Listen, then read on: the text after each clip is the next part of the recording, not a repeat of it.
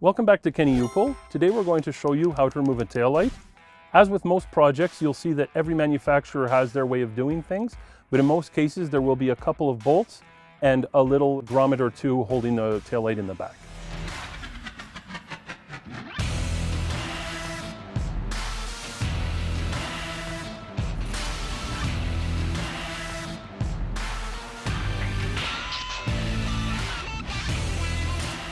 Today, all I'm going to need is this one simple screwdriver.